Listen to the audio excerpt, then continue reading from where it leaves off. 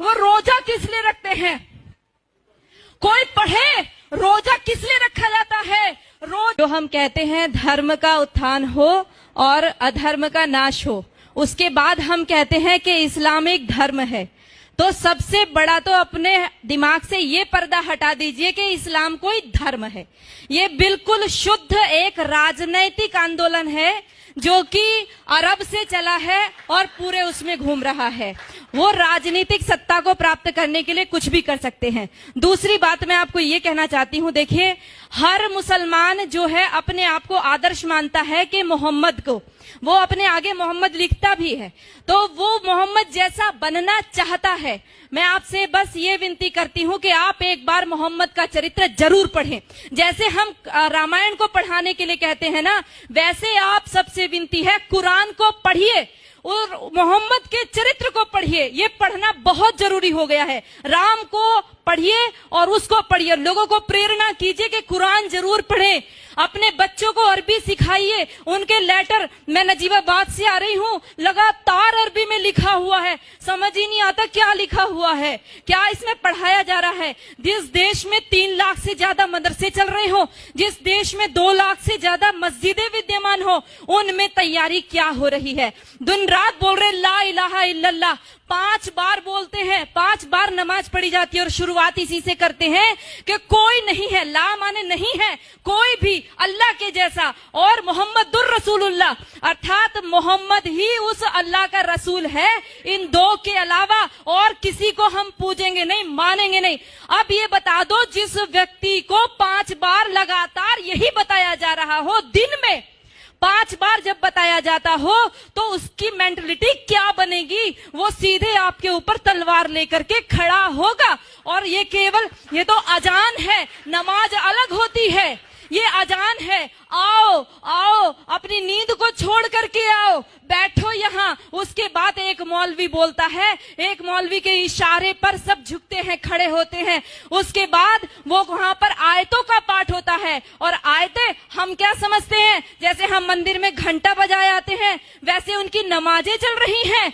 बिल्कुल गलत सोच है। वो नमाज इसीलिए पढ़ रहा है कि हमारा विनाश करना है। अगर हमारा विनाश करने के लिए कोई व्यक्ति दिन में 5 बार तैयारी करता हो और हर पड़ोसी तैयारी कर रहा हो 5 बार, और हमारी नींद ना खुले, तो याद रखो कि हमने अपना रिमोट कंट्रोल उनके हाथों में दे दिया है।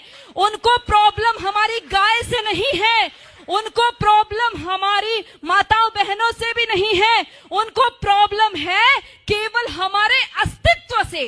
जब तक एक भी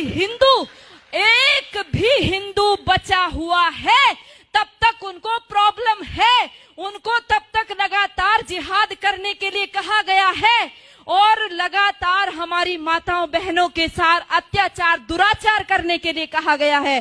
कोई पढ़ करके तो देखे उनके, वो रोजा किस लिए रखते हैं? कोई पढ़े, रोजा किस लिए रखा जाता है? रोजा कोई नवरात्रों जैसा व्रत नहीं है, कोई नवरात्रों जैसा व्रत नहीं है। आज हम रोजे को नवरात्र के साथ जोड़ रहे हैं। हम नवरात्रों में अपनी माँ दुर्गा की कल्पना करते हैं, उसको जीवन में उतारने की कोशिश करते हैं। जितनी मोहम्मद ने लड़ाई लड़ी थी, सारी रोजे के टाइम में लड़ी थी, और सारी की सारी तैयारी करने के रोजा इसलिए रखा जाता है कि आप लड़ाई लड़ोगे, जंग लड़ोगे, तो भूखा रहना पड़ेगा। अब उस भूख प्यास को आप कैसे सहन करोगे? आप रोजे का असली शब्द ढूंढ करके लाइए। उनके अरबी कोश में सोम शब्द है, जिसका अर्थ है घोड़ों को भी हफाना, अर्थात घोड़े भी तैयार करना और खुद अपने शरीर को मजबूत करना।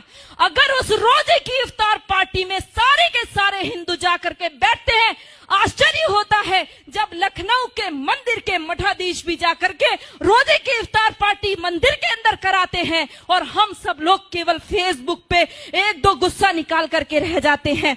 मैं आप सबसे विनती करना चाहती हूँ, याद रखो इनके 5 स्तंभ, जिसमें कहा तौहीद, एक ही ईश्वर है, एक अल्लाह है, उसके अलावा हम किसी को मानते ही नहीं है। हम कहते हैं सर्वधर्म संभाव।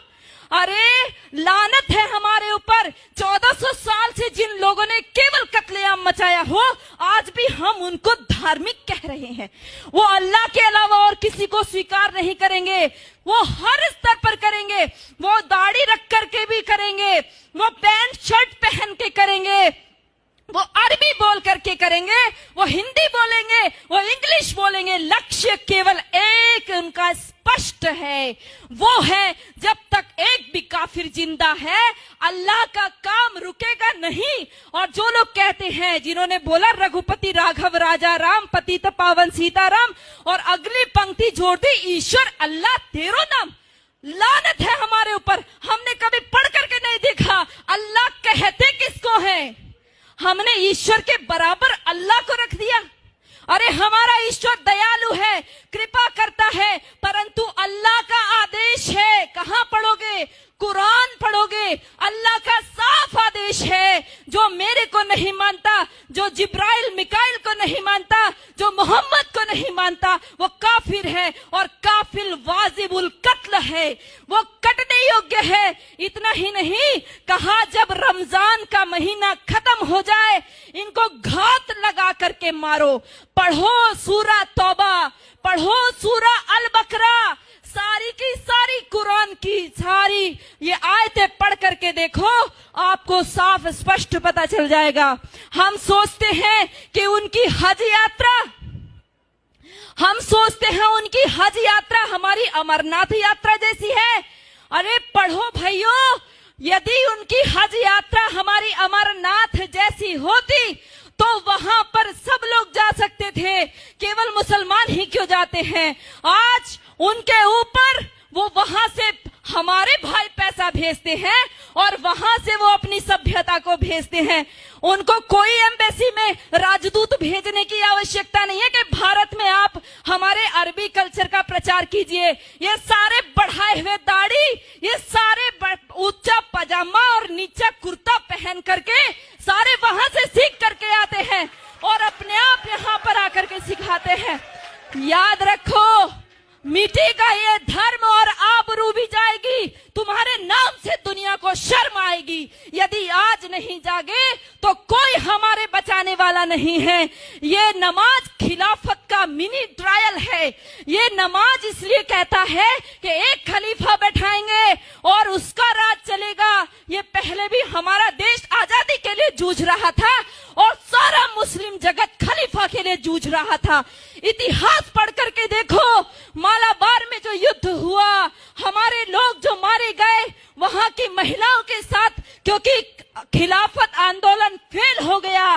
टर्की में खलीफा था, उसकी खलीफाई चली गई, खलीफा छोड़ करके इंग्लैंड भाग गया। वहां से इनको गुस्सा आया, आक्रोश हमारे हिंदू माताओं बहनों के ऊपर निकाला। वो जो लेडी रीडिंग को पत्र लिखा था हमारी हिंदू महिलाओं ने, कभी पढ़कर देखो। उन्होंने लिखा हमारी कितनी दुर्दशा हुई है। हमारे सामने हमारे बच्चों को, दूध मुहे बच्चों को भाले की नोक पर उछाल करके ऊपर टांग दिया गया। हमारी बेटियों, माताओं के साथ में बलात्कार हुए। एक एक माता का बलात्कार करने के लिए 10-10 जिहादी थे और वो 10-10 जिहादी के बीच में फंसी हुई महिला ये सोच रही थी किसके लिए दुख मनाऊं, अपने बेटे के लिए या मेरे शरीर के लिए, किसके लिए रोएंगे। दर्द को भी दर्द आएगा, वो ऐसी भयंकर स्थिति है। और ये केवल एक आकस्मिक घटनाएं नहीं है, ये सब ऊपर से सिखाया हुआ है। भाइयों, आप सब लोग जो फेसबुक पे इसको रिकॉर्ड कर रहे हैं या अपने मोबाइल में रिकॉर्ड कर रहे हैं, ये मोबाइल में रिकॉर्ड करने की चीज नहीं है, दिल में रिकॉर्ड कीजिए। इसको अपनी बहनों को, माताओं, बेटियों, बच्चों को बताइए। नीति कृष्ण कहता है, नीति का अवलंब ले पहचान शत्रु प्रहार को। कृष्ण का आदेश सुन गुंजा दे गांडीव की टंकार को। ऐ पार्थ चादर तान कर सोता रहेगा कब तलक, तू उठ जरा निज शौर्य का परिचय करा संसार को। तो उठ जरा निज शौर्य का परिचय करा। धन्यवाद।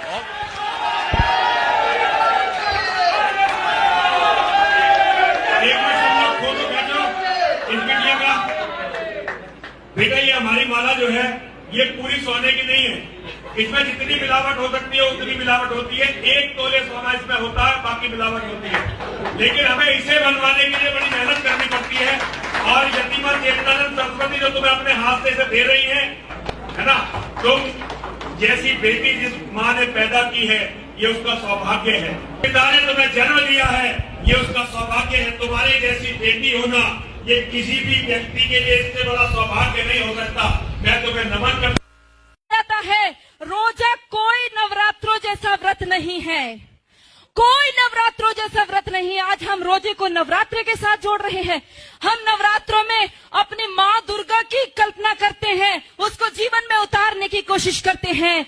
जितनी मोहम्मद ने लड़ाई लड़ी थी सारी रोजे के टाइम में लड़ी थी, और सारी की सारी तैयारी करने के रोजा इसलिए रखा जाता है कि आप लड़ाई लड़ोगे, जंग लड़ोगे तो भूखा रहना पड़ेगा। अब उस भूख प्यास को आप कैसे सहन करोगे? आप रोजे का असली शब्द ढूंढ करके लाइए। उनके अरबी कोश में सोम शब्द है जिसका अर्थ है घोड़ों को भी हफाना, अर्थात घोड़े भी तैयार करना और खुद अपने शरीर को मजबूत करना।